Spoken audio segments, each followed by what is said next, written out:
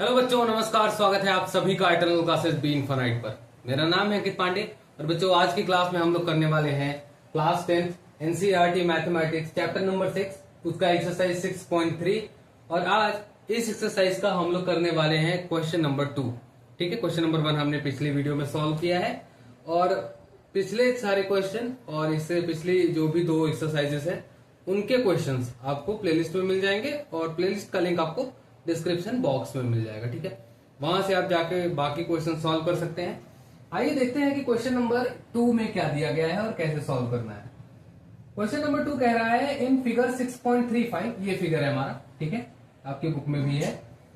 Triangle Odissi और triangle OBA similar हैं। ठीक है, ट्राइंगल ओडीसी ये जो ऊपर वाला ट्राइंगल आपको दिख रहा है और ट्राइंगल ओबीए जो नीचे वाला ट्राइंगल आपको दिख रहा है ये भैया सिमिलर है। बीओसी की वैल्यू आपको दी हुई है 125, सीडीओ की वैल्यू आपको दी हुई है 70। 3 वैल्यू आपको फाइंड करनी है। फाइंड एंगल डीओसी, एक ये फाइंड करना है, एक एंगल डीसीओ फाइंड करना है और एक एंगल ओएबी फाइंड करना है। ठीक है, कैसे सॉल्व करेंगे ध्यान से सुनो। ठीक है, चलिए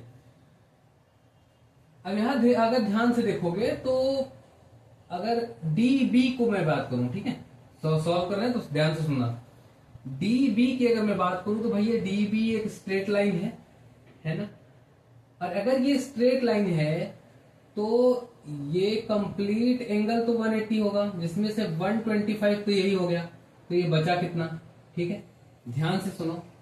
since D B is a line, ठीक है, डीबी एक लाइन है, इसलिए एंगल डीओसी, एंगल डीओसी, ठीक है, डीओसी प्लस डीओसी और सीओबी या बीओसी, एंगल बीओसी दोनों मिला के कितने हो जाएंगे 180, है ना। हमने पढ़ा है भाई सीधी लाइन पे जो एंगल बनता है वो पूरा 180 बनता है।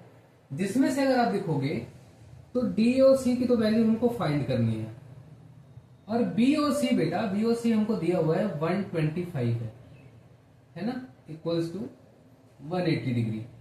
ठीक है, ये हमको दिया हुआ है। अब यहां से अगर एंगल डीओसी निकालोगे तो वो आ जाएगा 180 डिग्री माइनस 125 डिग्री।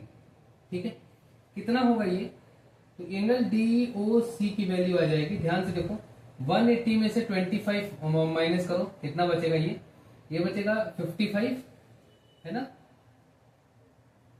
55 भी तो बचेगा। चल, तो एक तो डीओसी मेरे पास कितना आ गया 55। ठीक है, याद रख लो डीओसी, ये एंगल हमारे पास कितना आ गया है 55 डिग्री। चल, ये हो गया। अब मुझसे दूसरा एंगल, मतलब ये तो आ गया, ठीक है, इसका वैल्यू 55। फिर बोला है डीसीओ। अब अगर ध्यान से देखो तो अगर ये 55 आ गया है तो ये पूरे ट्रायंगल में इंटरनल एंगल सम प्रॉपर्टी क्या कहती है कि भाई किसी भी ट्रायंगल के अंदर जो उसके सारे जो इंटरनल जो एंगल होते हैं, इंटीरियर एंगल जो होते हैं, उनका सम जो होता है वो 180 होता है। तो एंगल ओडीसी में, इन ट्राइंगल ओडीसी में हमारे पास क्या होगा, angle ODC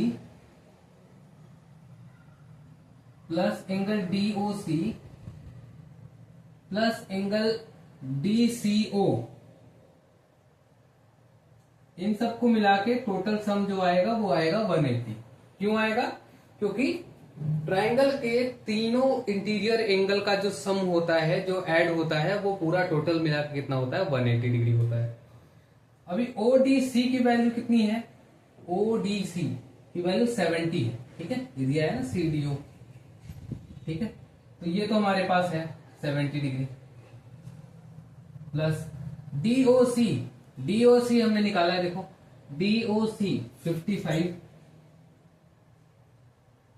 plus angle DCO, ठीक है, डीसीओ इक्वल्स टू 180 डिग्री। अभी इनको ऐड करो, तो इसको ऐड करोगे तो 75 है ना 12, ये 125 हो जाएगा। समझ आया? ये कितना बचेगा 125। अगर ये 125 हो गया plus angle D C O equals to 180 degree हो गया, तो ध्यान से देखो, इसको अगर मैं उस तरफ ले जाऊंगा तो एंगल डी सी ओ की वैल्यू कितनी आ जाएगी बताओ? फिर से आ जाएगा 180 डिग्री माइनस 125 डिग्री। ठीक है, 125 degree. Again angle D C O की भी वैल्यू कितनी आ जाएगी? 55 डिग्री। ठीक है, तो ये भी मेरा कितना आ जाएगा बच्चों? 55 आ जाएगा। कहाँ है? DCO, ये भी मेरा आ जाएगा 55 डिग्री। तो दो एंगल आ गए अपने। अब एक एंगल लास्ट वाला कौन सा बचा है? एक एंगल बचा है OAB। OAB अगर ध्यान से देखो तो ये मेरा ट्रायंगल है और नीचे वाला जो ट्रायंगल है, ये दोनों ट्रायंगल, ऊपर वाला ट्रायंगल छोटा वाला और नीचे वाला ट्रायंगल, दोनों सिमिलर है। अगर सिमिलर है तो करेस्पॉन्डिंग एंगल इक्वल होते हैं, है ना? तो ध्यान से देखो, ODC और OBA में O का करेस्पॉन्डिंग ये है, D का करेस्पॉन्डिंग ये है और C का करेस्पॉन्डिंग ये है ना? और इक्वल होंगे। अब सुनो, सिंस ट्रायंगल ODC सिमिलर है ट्रायंगल OBA के,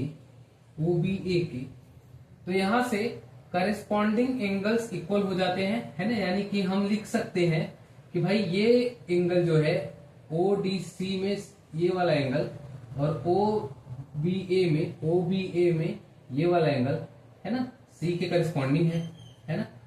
समझ में आया? ध्यान से देखो, यहां से चले क्लॉकवाइज और यहां से चलो क्लॉकवाइज। ठीक है, तो यहां से पहुंचोगे A पे और यहां पहुंचोगे C पे। तो A और C, यहां से angle AOAB equals to angle DCO ना, एंगल DCO इक्वल्स टू कितना है? DCO 55 है ना? एंगल OAB भी जो आएगा वो 55 आएगा। ठीक है, क्यों? क्योंकि बाय द CPST याद है? Congruent part of corresponding part of congruent triangle, यहाँ पे corresponding part of similar triangle. क्योंकि भाई दोनों ट्रायंगल सिमिलर है, इसलिए करेस्पॉन्डिंग एंगल भी इक्वल होंगे। देखो, O के इक्वल O वाला एंगल होगा, D के इक्वल B वाला एंगल होगा और C के इक्वल A वाला एंगल होगा। ठीक है, तो C के इक्वल A वाला एंगल होगा, इसलिए OAB वाला जो भी एंगल है वो C के बराबर है, यानी कि DCO के बराबर है 55। समझ आया? तो सिमिलैरिटी का यहाँ रूल क्या आया? सिमिलैरिटी का केवल एक जगह तुम्हारा यूज आया है, यहाँ पे। ठीक है, कई बार आप ये क्वेश्चन करते हैं तो आपको ध्यान आता है कि आपने ऐसा क्वेश्चन पैरेलल लाइंस वाले कॉन्सेप्ट में भी किया हुआ है, पर वहां ध्यान रखना ये लाइंस पैरेलल होती थी। ठीक है, अगर ये लाइन पैरेलल दिया होता तो भाई ये अल्टरनेट एंगल से हो जाता, लेकिन यहाँ पे पैरेलल कहीं लिखा नहीं है। ठीक है, तो इसलिए इसको हमको सिमिलैरिटी से करना पड़ेगा। समझ आया? तो ये हमारा क्वेश्चन नंबर 2 यहाँ पे सॉल्व हो चुका है। स्क्रीनशॉट ले लेना अच्छे से। तो आज हमने किया है एक्सरसाइज 6.3 का क्वेश्चन नंबर 2। अगली वीडियो में मैं आपको मिलूंगा अगले क्वेश्चन यानी कि क्वेश्चन नंबर 3 के साथ। तब तक अगर वीडियो पसंद आता है बच्चों तो इसको ज्यादा से ज्यादा शेयर करो, लाइक करो, है ना? चैनल पे बने रहना ताकि बाकी जो चैप्टर्स हैं वो भी आप हमारे साथ कंप्लीट कर सको। ठीक है, मिलते हैं नेक्स्ट वीडियो में नए क्वेश्चन के साथ, है ना? चलिए, थैंक यू सो मच।